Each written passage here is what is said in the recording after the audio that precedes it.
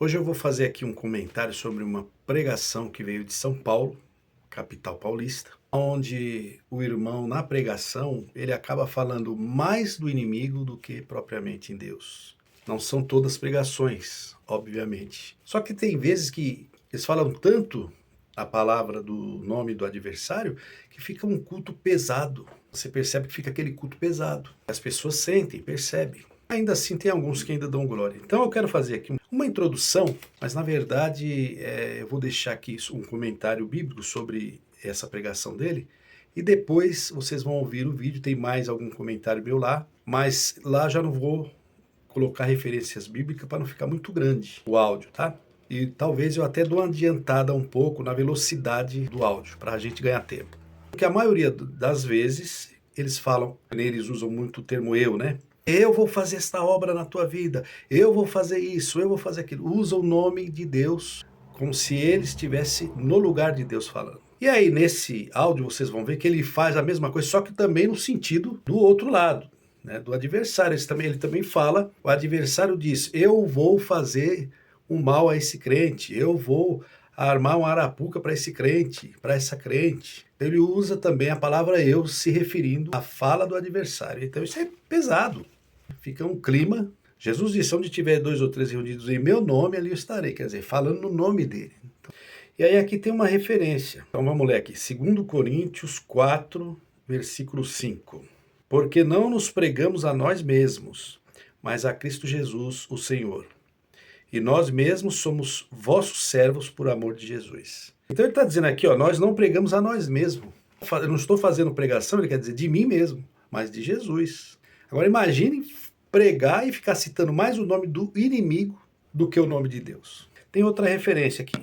1 Coríntios 1, 23. Mas nós pregamos a Cristo crucificado, que é escândalo para os judeus e loucura para os gregos. É quase a mesma coisa. Nós pregamos a Cristo crucificado. A pessoa pode até dar uma referência, dar um conselho, cuidado com o adversário, que ele é sujo, ele é astuto, vigia. Até aí tudo bem. Mas o camarada ficar toda hora pregando inimigo, falando o nome de inimigo, nome de diabo, de nome de não sei o quê. Não é isso que a Bíblia ensina. Eu vou deixar para vocês ouvirem lá o restante. Assista até o final, dá o joinha de vocês e comentem. Se gostar, também compartilhe. E quem não é inscrito, quero convidar para se inscrever no canal também. Põe no ar.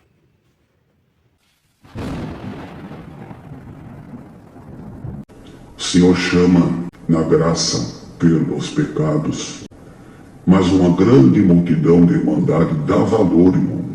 Ouvimos aqui hoje, eu sou feliz pelo meu batismo, eu sou feliz por Deus ter me guardado nesta graça até o dia de hoje.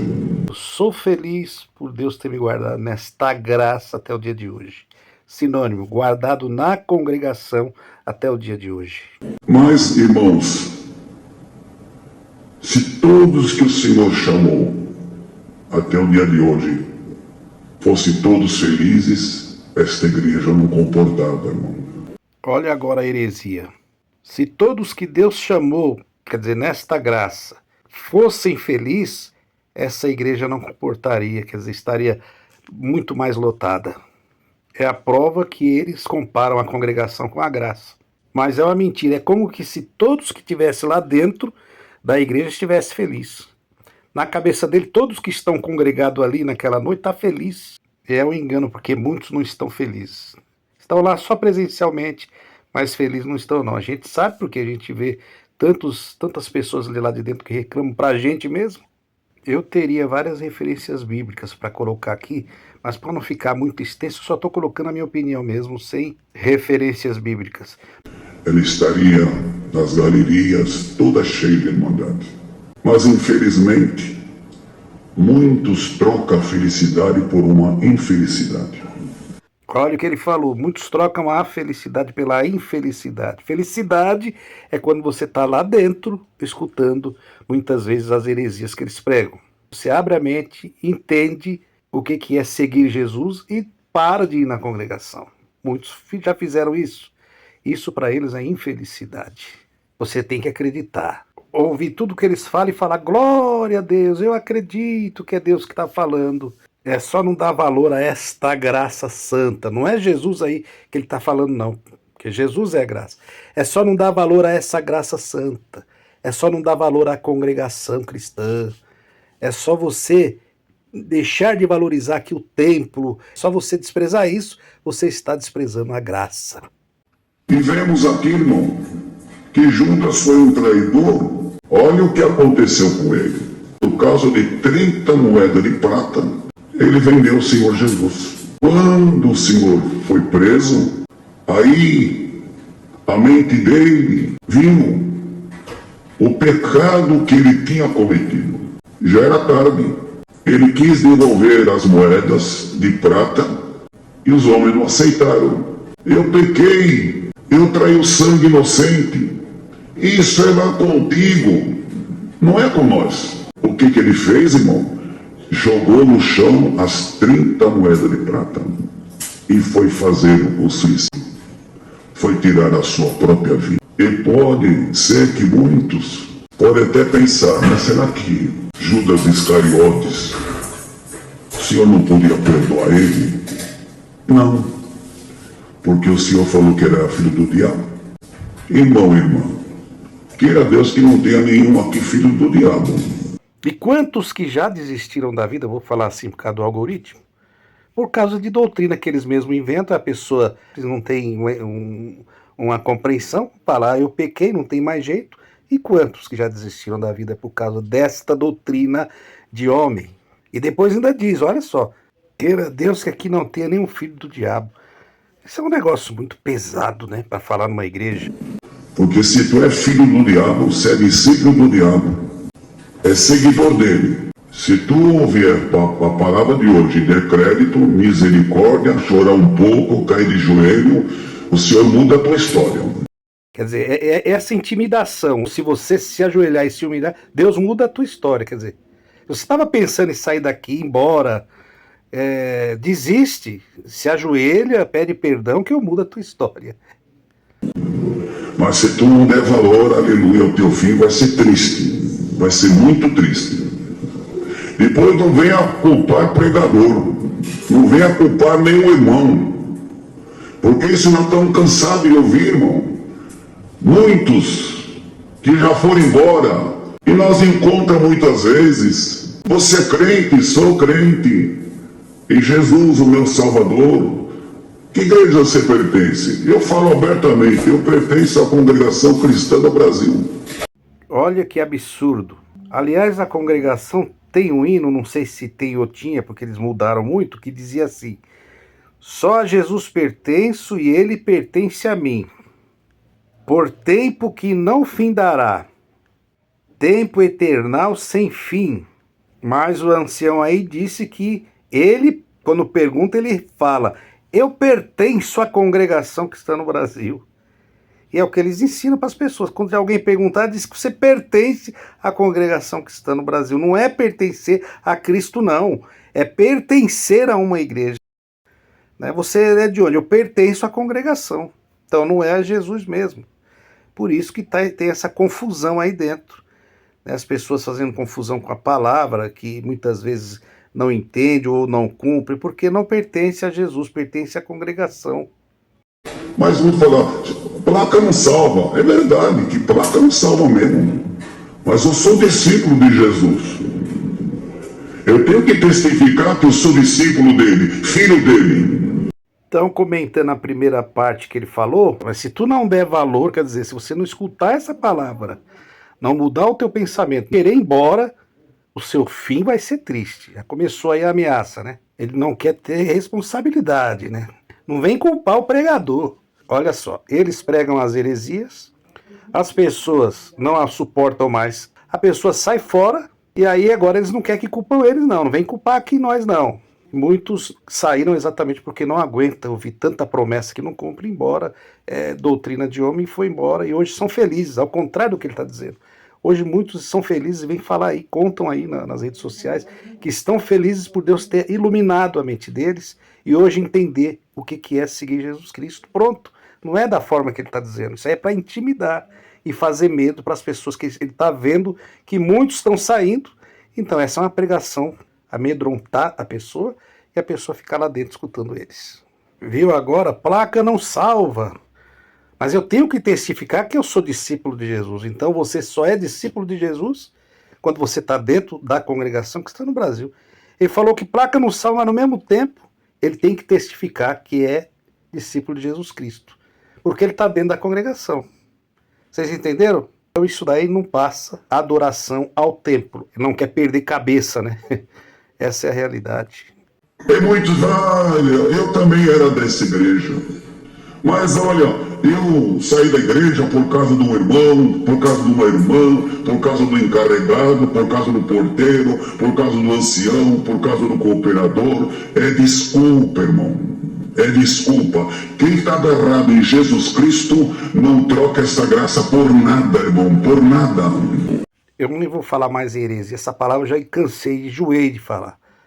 Não vou mais falar, vocês também já devem ter cansado de ouvir essa palavra heresia. Então eu vou dizer assim, é mais uma falácia, uma falação daquilo que não está na Bíblia, daquilo que não é bíblico, pronto.